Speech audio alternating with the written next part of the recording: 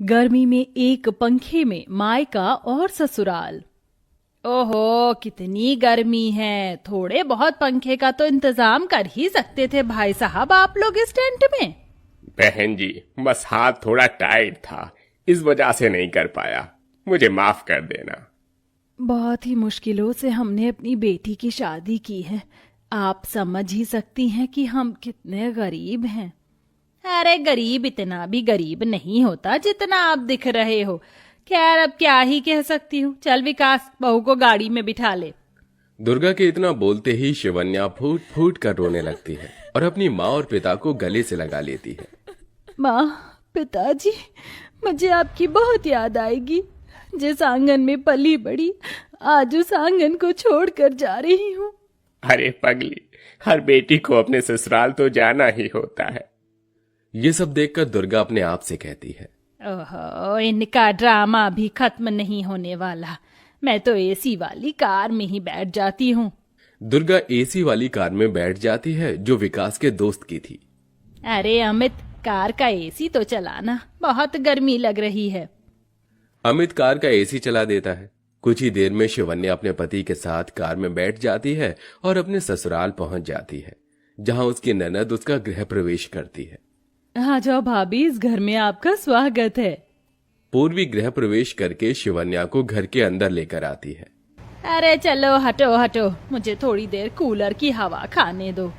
अरे भाग्यवान, क्या दिक्कत है? जब भी मैं कूलर के आगे बैठता हूँ तो तुम्हें कुछ ज्यादा ही गर्मी लगती है और मुझे कूलर के सामने से हटा देती हो। अच्छा, तुम तो बस कहो ही मत। कुछ सारी हवा आपको ही चाहिए। हम तो जैसे पागल हैं इस घर के अंदर। अब तुमसे भला कौन ही जीत सकता है? खाओ, तुम ही हवा खाओ कूलर की। घर में एक कूलर के साथ एक ही पंखा था और सब एक ही कमरे में सोते थे। रात को सब कूलर के आगे लेट जाते हैं और सबसे आखिरी में बेचारी शिवन्या सोती है। अरे ये क्या, बहुत गर्मी लग रही है, लेकिन अब कर भी क्या सकती हूँ। शिवन्या जैसे तैसे करके सो जाती है। अगले दिन जब सवेरा होता है तो शिवन्या को ही घर के सारे काम और जिम्मेदारी उठानी पड़ती है। शिवन्या धूप में बाहर आंगन में बर्तन धोकर घर के अंदर आती है। उसे बहुत पसीने आते हैं। वो जैसे ही कूलर के सामने बैठती है, वाह, देखो तो सही, महारानी कूलर की हवा खा रही है। अरे तू अपने ससुराल से लेकर आई थी क्या इस कूलर को? माँ जी, बहुत पसीने आ रही थी इसलिए थोड़ी देर यहाँ बैठ गई। इसका बिल तेरा बाप नहीं भरता है। दुर्गा कूलर का बटन बंद करके चली जाती है। इस तरह बेचारी शिवन्या को सारे काम करने के बाद भी थोड़ी देर कूलर का सुकून भरी हवा खाने को भी नहीं मिलती। एक दिन विकास अपने काम पर से वापस घर लौट रहा होता है। आज तो बहुत ज्यादा ही लेट हो गया हूँ। जल्दी जल्दी चलता हूँ, गर्मी बहुत हो रही है। विकास चलते चलते फुटपाथ पर आ जाता है, जहां वो अपनी पत्नी के माता पिता को फुटपाथ पर बैठे देखता है। अरे अरे माँ जी, पिताजी, आप यहाँ? आप इस तरह फुटपाथ पर क्यों बैठे हो?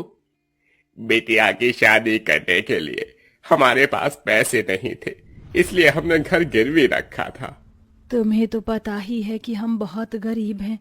जैसे तैसे अपने घर में गुजारा कर रहे थे, लेकिन जिन लोगों के पास हमने अपने मकान के कागज गिरवी रखे थे, उन लोगों ने हमारे घर के ऊपर कब्जा कर लिया है और हमें घर से बाहर निकाल दिया है। अरे, मेरे रहते आप इस तरह परेशान नहीं होंगे। इस तरह तो आप गर्मी में मर जाओगे। ऊपर से आपको घमौरी भी हो गई है। चलिए, आप घर चलिए, अब आप हमारे साथ ही रहेंगे। विकास अपनी पत्नी के मायके वालों को अपने साथ अपने घर ले आता है।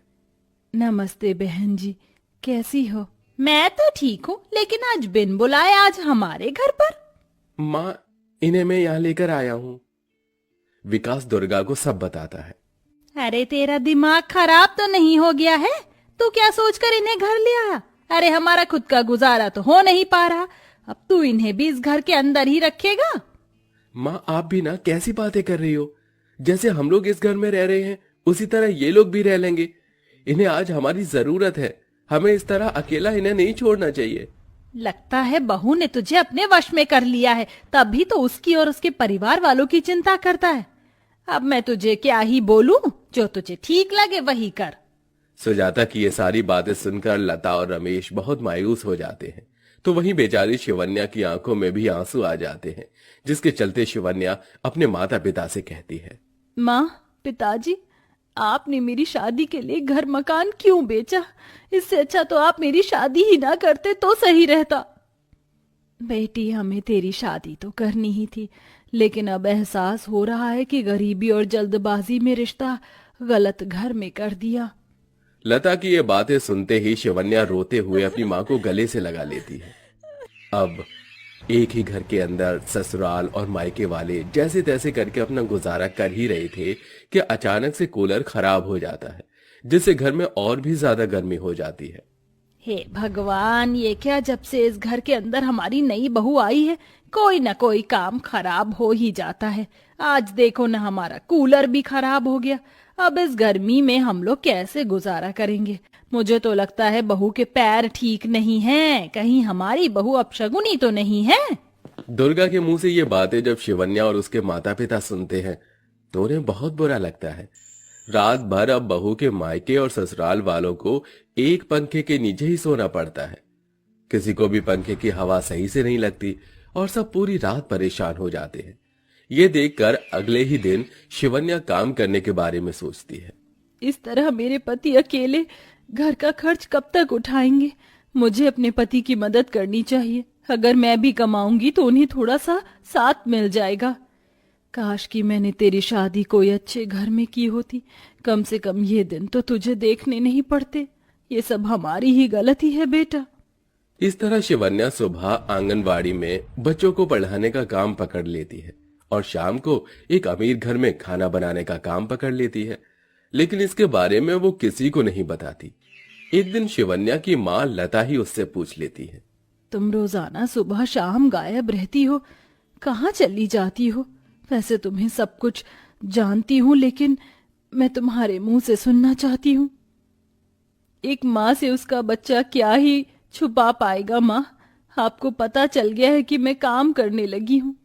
हाँ बेटी, मैं जानती हूँ, लेकिन तू जानती है ना तेरी सास कैसी है। अगर उसे पता चला तो तुझे 100 बात सुनाएगी। मुझे अपने पति की हेल्प करनी है और साथ में इस घर के अंदर एक कूलर पंखा दोबारा से लगवाना है, ताकि किसी को गर्मी में मरना ना पड़े।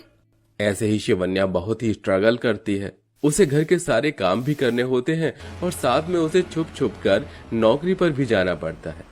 एक दिन दुर्गा शाम के वक्त लता और रमेश से कहती है, अरे बेटी के ससुराल में आने के बाद मुफ्त की रोटी तोड़ते हुए शर्म नहीं आती क्या तुम्हें? मुझे तो लगता है बिल्कुल ही बेशर्म हो। तभी वहां ऑफिस से शिवन्या वापस घर आती है और वो ये सब सुन लेती है। उसके हाथ में एक पंखा और एक कूलर होता है। देखो तो सही, क्या कहने, एक हाथ में पंखा है तो एक हाथ में कूलर। किसका है ये सब मेरा है माँ जी, मैं लेकर आई हूँ। आज मुझे मेरी पहली तनख्वाह मिली है, बस इसी की खुशी में। शिवन्या कूलर और पंखा अपने कमरे में लगा देती है, जिसके बाद उसका कमरा बहुत ठंडा हो जाता है। अब से शिवन्या अपने माता पिता को अपने कमरे में ही सुलाती है।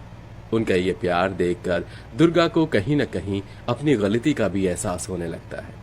मैंने जो अपनी बहू के साथ किया वो बिल्कुल भी ठीक नहीं है।